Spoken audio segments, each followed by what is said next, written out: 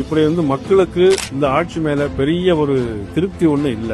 இதற்கு மாறா மத்திய அரசு பிரைம் மினிஸ்டர் மோடி அவர்கள் எல்லா நன்மைகளும் செய்யறாங்க.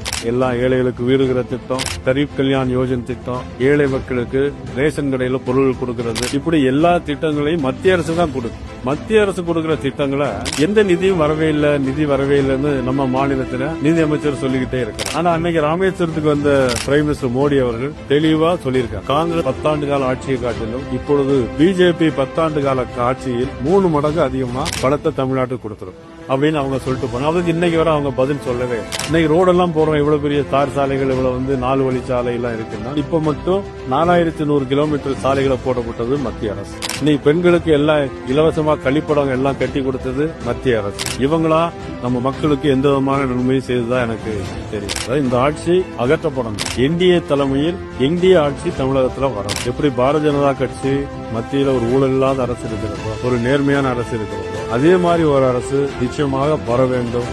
திமுக ஆட்சி அகற்றப்பட வேண்டும்.